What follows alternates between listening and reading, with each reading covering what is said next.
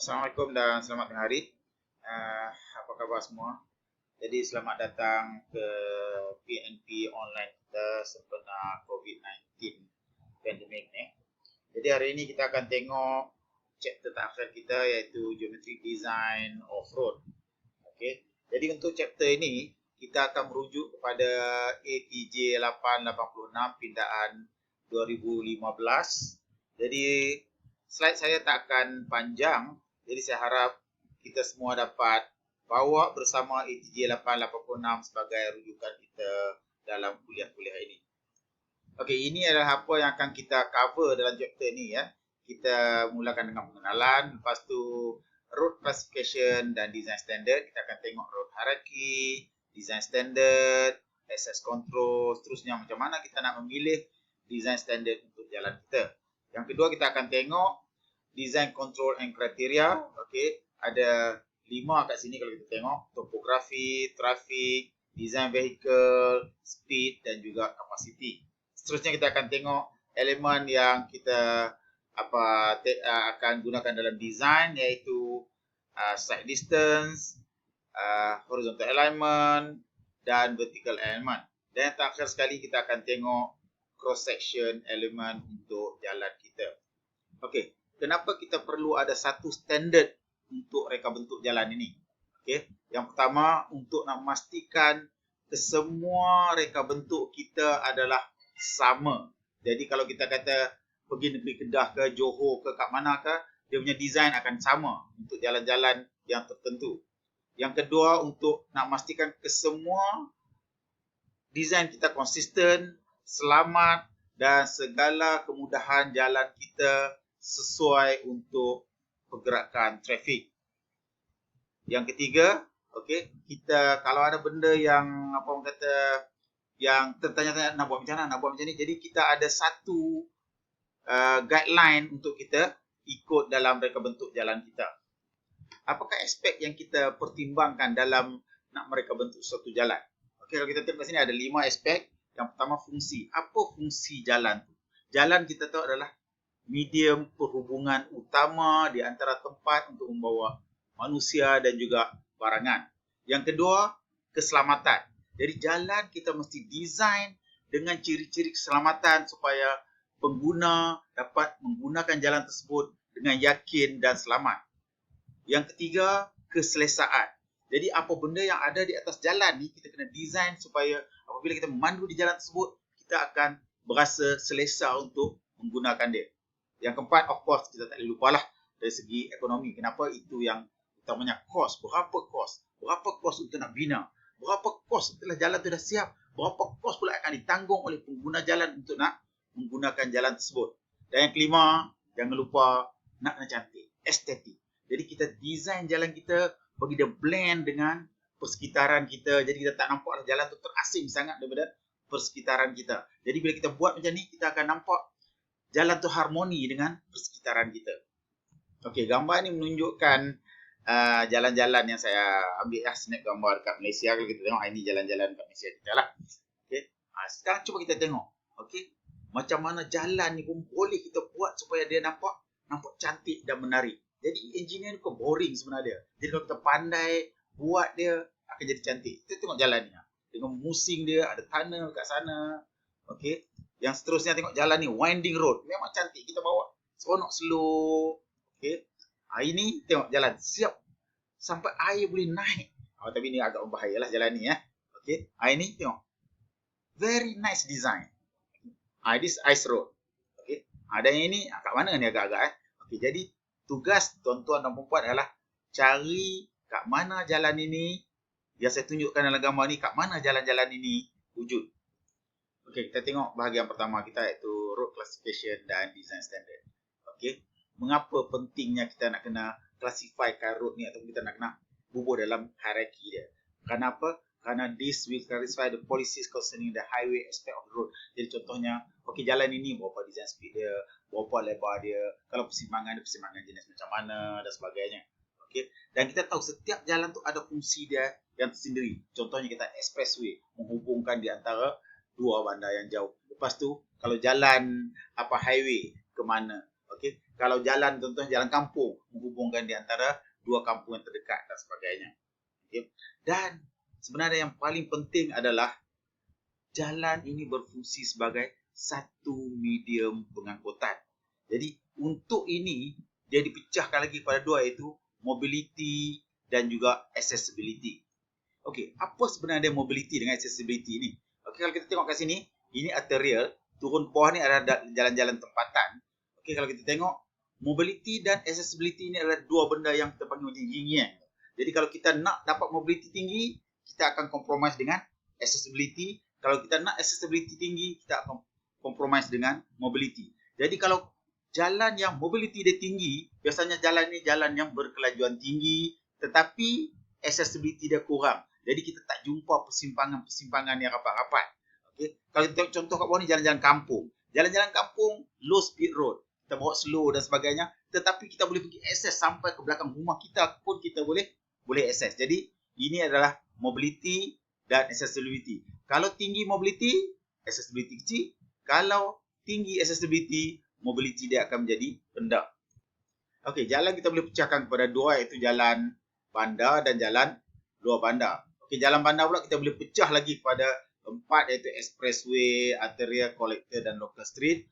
Manakala jalan di luar bandar pula expressway, highway, primary, secondary dan minor road. Okey. Jadi sekarang saya bagi tugas tuan-tuan, atas asas apa yang kita kata jalan tu jalan bandar ataupun jalan luar. Jadi macam mana kita nak membezakan di antara oh ini jalan bandar, oh ini jalan luar bandar. Apa yang kita pertimbangkan untuk nak membuat perbezaan tersebut. Jadi kita tengok jalan-jalan yang kita dah tengok tadi ya. Okey, expressway. Expressway ni semua tahu. Contohnya E1. E1 dari mana ke mana? E2 dan sebagainya. Okey. Jadi expressway adalah jalan divided highway untuk kelajuan tinggi, full access control, meaning that kita tak boleh sewenang-wenangnya nak buat apa simpang dan sebagainya. Okay. Jadi kesemua persimpangan adalah persimpangan berlainan aras. Okay. Highway bawah sikit pada dia. Highway adalah interstate national network untuk jarak yang jauh dan sederhana. Okay. Kita ada partial control dan seterusnya adalah jalan utama, iaitu jalan yang menghubungkan di dalam negeri kita, dan jalan sekunder, jalan di antara daerah-daerah, dan seterusnya adalah jalan-jalan kecil, iaitu jalan-jalan tempatan yang menghubungkan kampung-kampung dan sebagainya. Tak ada kontrol. Ini kita nak tap jalan ni kat mana pun tap lah. Okay. Sekarang jalan arterial. Arterial ni apa? Ini adalah jalan bahagian bandar pula. Okay, bandar tadi kita tengok kita ada expressway, lepas tu arterial, collector dengan local street. Okay. Jalan arteri. Jalan arteri ni dia jalan utama yang menghubungkan pergi ke highway, pergi ke pusat-pusat bandar dan sebagainya. Itu arterial. Okay. Jalan collector. Jalan collector ni senang cerita adalah jalan menyambungkan taman perumahan kepada jalan arteri tadi. Local street ni pula, local street senang ceritanya, jalan depan rumah kita tu lah. Itu local street. Jom kita tengok ciri-ciri jalan ni pula. Ciri-ciri jalan tadi, okay, kalau kita tengok rural tadi ada expressway sampai ke minor road, dan kita untuk urban kita ada expressway sampai ke local street. Okay.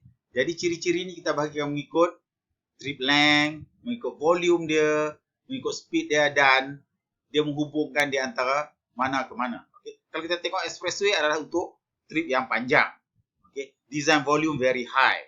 Okay. Dan speed pun high, biasanya 110, 90. Okay. Dan ini adalah national network, itu sebab kita tengok. Okay, kita ada expressway daripada JB sampai ke Bukit Kayu Hitam. Okay.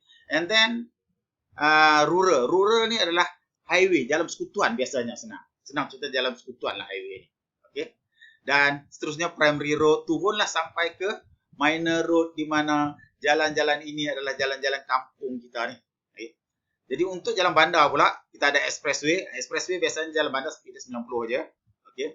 Lepas tu kita ada arterial yang seperti tadi, turunlah sampai ke local street, iaitu jalan-jalan depan rumah kita tadi. Okay. Jadi what you need to do is baca muka surat 3 hingga 7 dalam ATJ. Dalam muka surat 3 hingga 7 dia cerita mengenai jalan-jalan ini semua. Okey, sekarang kita tengok pula design standard jalan kita. Okey, R untuk jalan rural, U untuk jalan urban. Lepas tu dia bubuh pula R6 sampailah ke R1, U6 sampai U1. Okey, lagi besar nombor dia maksudnya lagi tinggi hierarki jalan tersebut. Contohnya R6, U6 ini adalah expressway. Okey. Design dengan highest geometric design standard, speed more than 90 km per hour dan jalan dia adalah jalan berkembar, divided highway dengan full access control. Okey. Lepas tu kita turun sampai ke bawah, kita tengok speed dia berkurang 80, 70, 60 dan dia punya access control pula daripada full access jadi partial sampailah turun ke bawah ni no access control at all dan speed dia turun jatuh di bawah 40 km sejam. Okey. Bagi lagi tugasan baca segala penerangan mengenai design standard muka surat 8 hingga 10 dalam ATJ kita. Access control. Apa dia access control ataupun kawalan akses? Kawalan akses ni adalah di mana seseorang tu boleh ke tidak nak tag nak apa ke jalan yang ada tu. Macam mana kita nak boleh akses? Contohnya kalau kita tengok expressway, kita ada jalan sebelah expressway tu. Tetapi kita tak boleh nak senang-senang nak tebuk jalan pergi ke expressway. Jadi tadi. Okay. Jadi itu yang dipanggil access control. Dan access control itu bagi pada 3, sama ada full control, partial control ataupun tak ada control langsung. Jadi kalau kita tengok jalan kita daripada nombor 6 sampai nombor 1, ini saya bagi contoh apa untuk rural lah. Nombor 6 sampai nombor 1, nombor 6 adalah expressway. Jadi dia full access control. Kita tak boleh nak bawa, ini authority ada hak sepenuhnya. Okay. Dan kalau kita turun sampai ke bawah ke R1, kita tengok no access control at all. Okay, jadi ini jalan depan rumah kita, kita boleh nak sambung jalan pergi ke daripada rumah kita nak pergi ke jalan depan rumah tu. Selection of design standard. Jadi maksudnya macam mana kita nak memilih design standard. Design standard biasanya kita akan pilih berdasarkan kepada fungsi jalan tersebut dan juga berdasarkan kepada jalan tu melalui kawasan yang macam mana. Okay. Yang saya tunjuk sini sama juga. Okay. Kita ada rural dengan urban. Okay. Jadi ini adalah ADT. Ingat lagi ADT? Average Daily Traffic. Kalau lupa tengok balik chapter 1 lah. Okay. Jadi kalau kita tengok untuk R6 ni very high volume. Okay. And then kita pergi sampai ke 1, nombor 1. Kita kira lah R6 ataupun U6, R1 ataupun U1. Kalau kita tengok U1 ni jalan dia ADT sehari-hari kereta lalu tak sampai pun 150 buah kenderaan yang menggunakan jalan tersebut. Jadi untuk nak meringkaskan macam mana kita nak pilih design standard, kita tengok flowchart ni. Okey, yang pertama kita identify dulu projek. Projek apa? Biasanya kita ada dah tajuk projek kan. Okay. Jadi kita tengok projek itu sama ada dia kawasan luar bandar ataupun kawasan bandar. Jadi kita tengok kat mana jalan tersebut lalu. Based on nature and area of road traverse. Okay. Selepas itu kita tengok pula kategori jalan tersebut berdasarkan pada fungsi dia dan juga access control dia. Tak kisahlah sama ada urban ataupun rural. Seterusnya kita akan estimate ADT di hujung design life jalan tersebut. Nanti kita tengok saya design life ni. Okay. And then kita tentukan design standard dia. Sama ada kalau volume tinggi kita bubuh nombor 6. Kalau volume rendah kita pergi sampai nombor 1 ke bawah. Jadi ini adalah kat mana apa dia punya kawasan dia, sama ada kawasan dia kawasan kampung ataupun kawasan bandar. Okay. And then kita akan buat route location. Jadi kita akan tentukan route mana yang paling sesuai. Biasanya kita belajar ini dalam survey dulu. Okay. Dan seterusnya kita akan buat survey. Sebut lagi survey. Kita akan buat survey. Okay. Kita akan buat route survey. Dan seterusnya kita akan design berdasarkan kepada semua proses ni tadi. Okay. Jadi itu adalah macam mana kita nak memilih design standard untuk jalan. Jadi saya rasa kita berhenti kat situ dulu. Nanti kita akan sambung dalam part 2 chapter kuliah untuk chapter 4 ni. Okey. Terima kasih.